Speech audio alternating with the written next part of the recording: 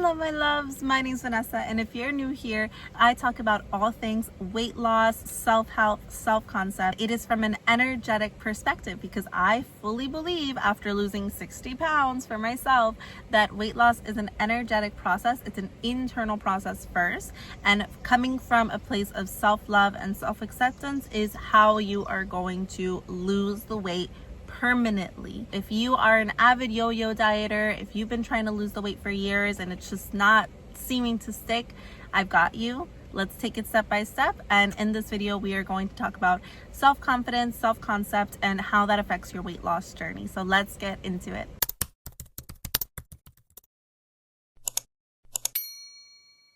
The self-confidence comes before the weight loss. You have to feel and embody what it would be like to feel your most confident self before you lose the weight. Because the truth is that you are perfect exactly as you are. Exactly as you are. And I know there's going to be a lot of resistance when I say that because you're like, I clicked on a weight loss video, not a freaking self-help video. I'm going to tell you why this concept is so important for you to grasp. I'm not the only one who says this. Louise Hayes, when she talks about, how to heal your body, when she talks about excess weight on the body, she stands from the affirmation that I love and accept myself exactly as I am. I am perfect exactly as I am. A lot of times when we put on excess weight in the body, it is a form of protection. You are building a shield around yourself. There is something in your environment, in your psyche, something happened in your life where you no longer felt safe. Me personally, when I gained the most weight, when I was at my heaviest at over 200 pounds, I was in a narcissistic abusive relationship and COVID hit. And I know a lot of people gained weight during that time because it was a time of great fear, of great uncertainty. We were like all freaking out. So naturally that transmuted into the body. And now years later is when we are all trying to permanently shed that. Self-concept is tied to your body. That could also negatively affect your relationship with food. Self-concept just being muddled by these ideas that you are not perfect exactly as you are. Again, from personal experience, I know because my mother was very much, if you're not skinny, you're not worthy. Never said that in those words, God, please. But basically that is the concept that was trickled down onto me. Your body is just storing excess negative energy, maybe unprocessed emotions, fear, you're needing to be protected, you're not feeling your feelings, and that could be transmuted into excess weight on the body. Now that we understand that, we can then move into, okay, what do I need to let go of? How can I see this in a different perspective?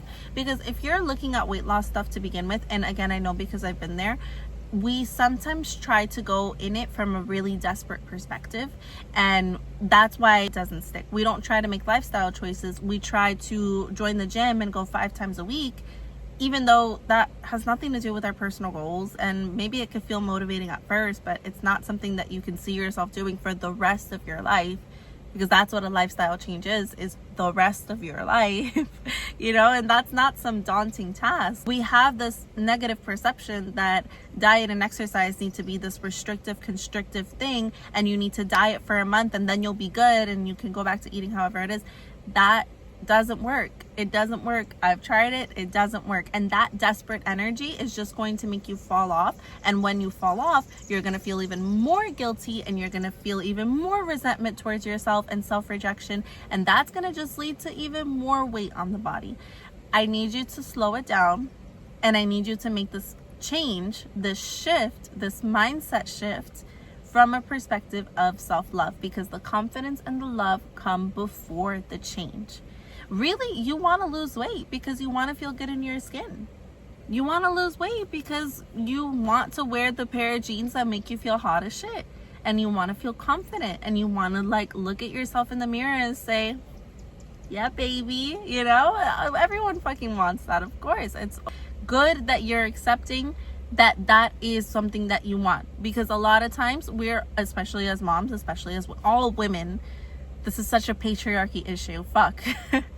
We're shamed into wanting anything for ourselves. And if you're too skinny or you're too fat, but you can't say the word fat, but you can't say the word skinny, but you can be supportive of others, but you can't tell people what to do with their bodies, it's a whole mess.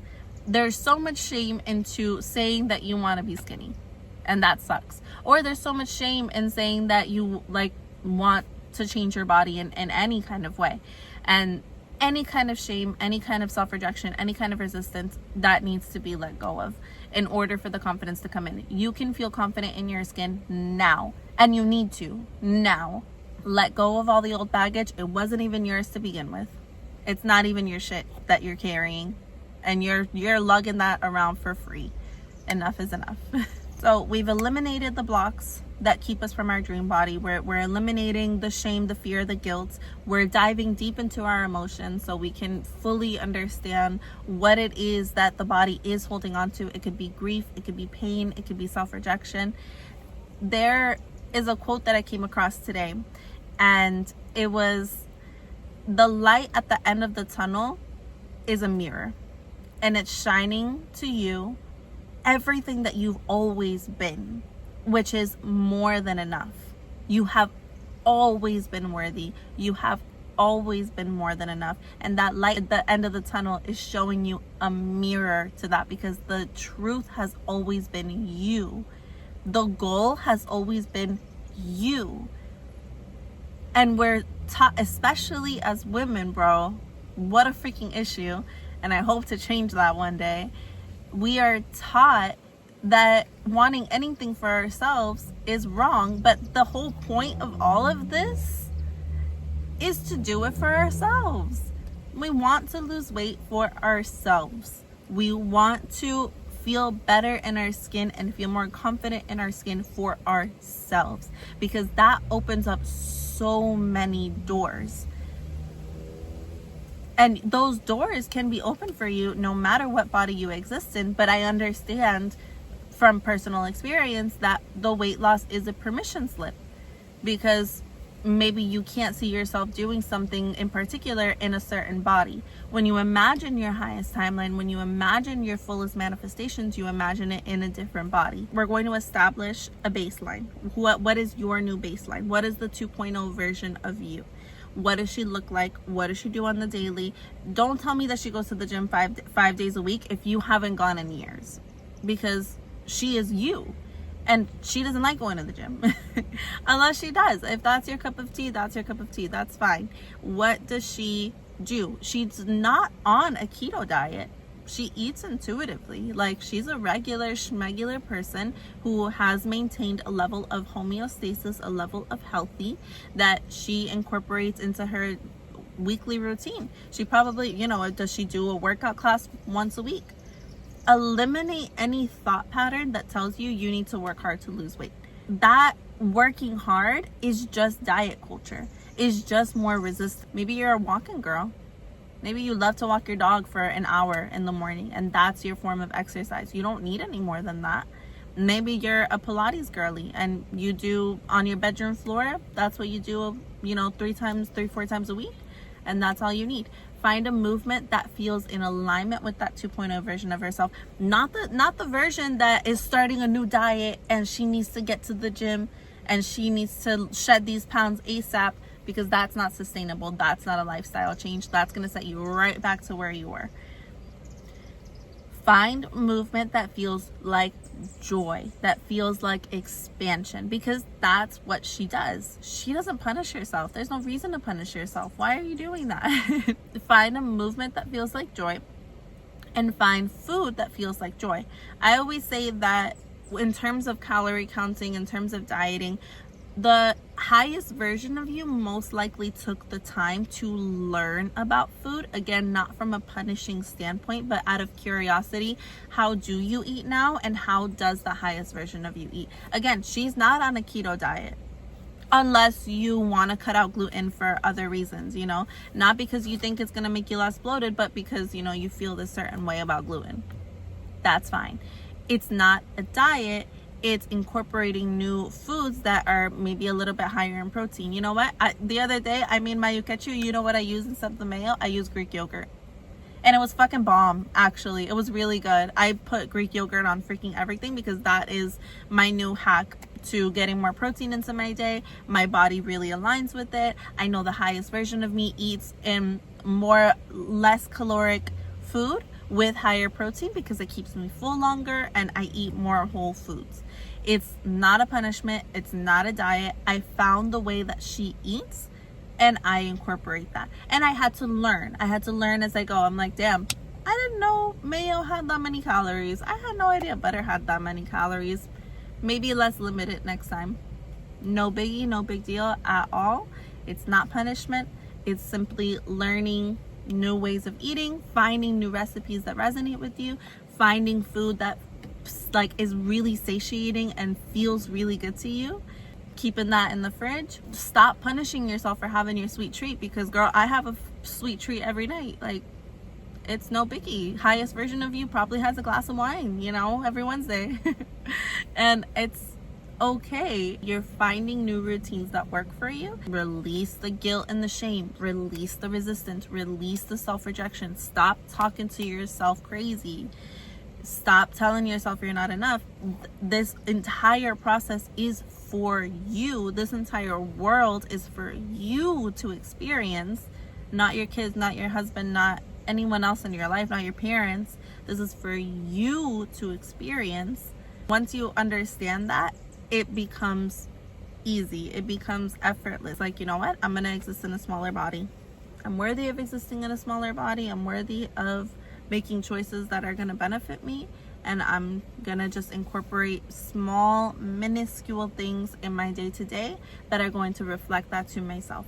I'm going to start building self-trust with myself by incorporating those small, minuscule habits day-to-day. Stay in the embodiment of the person that already has your dream body.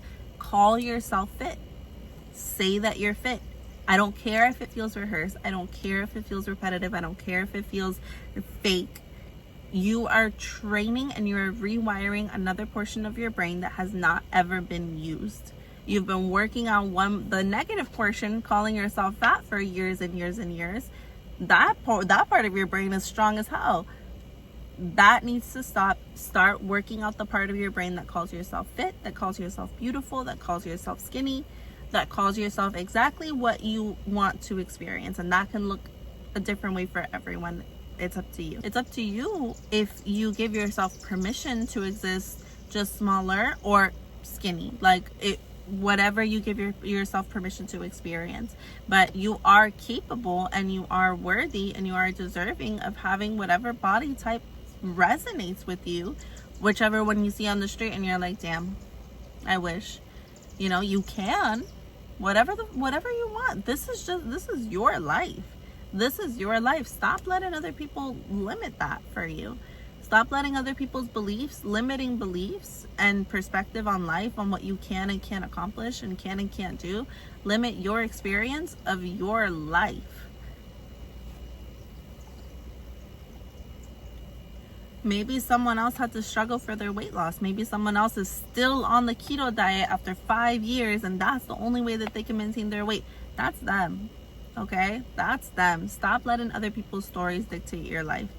You are in charge of yours. You are in charge of your belief systems, your thought patterns, what you allow yourself to experience in this world. And if you want to look a certain way, girl, go off. Okay? But the confidence needs to come first. The embodiment needs to come first. And you can do that by eliminating the baggage. It's not yours anymore, and training and rewiring that other part of your brain that says that you are enough, and truly and feel it, you know, because imagine going through your life playing small. Imagine going through the rest of your life not being the person that you want to be. Imagine you wake up and you're 80 and you never broke out of your shell because of what your body looked like. No, enough, okay? No, you deserve better. You deserve better. You deserve to live exactly the experiences that you want, regardless of what your body looks like. And if you want to exist in a smaller body, you have permission. You have God's permission. You have my permission. I'll be that person for you. I'll give it to you. There you go. You have it. You can do it. Start from a place of self-love and self-confidence first. Trick yourself, gaslight the shit out of yourself. Next time you walk into the mirror, give yourself a high five, give yourself a wink. And that's going to start rewiring your brain. You're going to start to feel it after a while. Maybe it feels fake at first. That's okay. Stop with the weight loss pills. Stop with the fasting. Stop, because that's resistance. That is called resistance. All of these quick fixes, all of this, I'm desperate, I need to lose weight right now, like, please God, get this weight off of me, that is called resistance, and you don't need any more of that. That just packs on more weight onto the body. You don't need any more of that. Come from a place of self-love and the weight will fall off. Find those minuscule habits that are going to set your heart on fire. If you like this video, if it helped at all, don't forget to subscribe and follow me on TikTok, Sunny_Van_, because I post a lot more about this stuff. I have a bunch of resources in the description below, some workbooks, some mini courses that you guys can check out, and you got this. I love you.